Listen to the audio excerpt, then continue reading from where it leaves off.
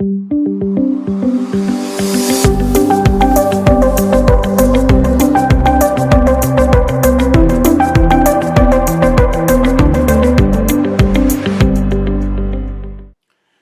school leadership team that's looking to counter both the reality and the perception of bullying in their school, particularly if they're doing it via the wonderful lever of school culture,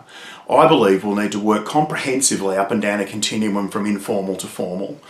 What they'll need to do is to be able to, at the informal end of that continuum, narrow their gaze. They'll have to take their view from that being broad and bring it down to the very granular interactions that happen between the three key stakeholder groups in your school. They are your staff, they are your students, and they are your parents. We'll need to imagine ourselves as a bit of a fly on the wall, examining those interactions to view the relational nature of them, to be able to look into the language that's being used, and to think deeply about how we might impact that.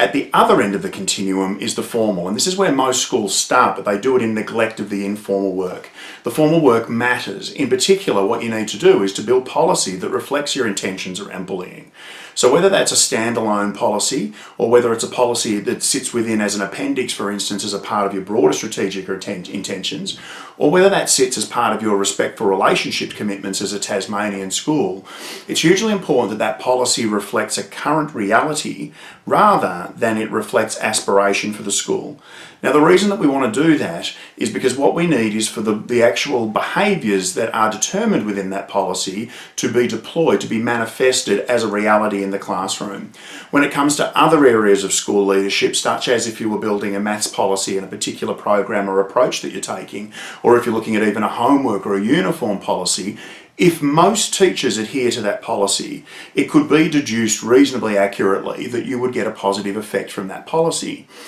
However, when it comes to our policy around behaviour and well-being, around relationships, around respect, and particularly around the way that we counter bullying, what we find is that if we have most of our teachers who are living up to that policy,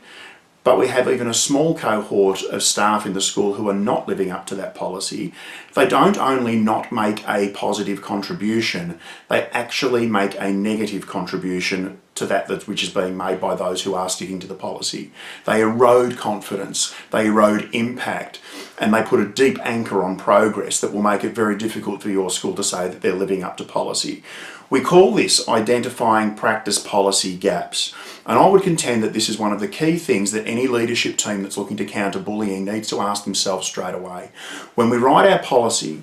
who are the people who are currently have a gap between that policy's intention and the way they're currently conducting themselves in our learning environment? You know, when it comes to developing school culture, and I mentioned those three key stakeholder groups, parents, students, and staff,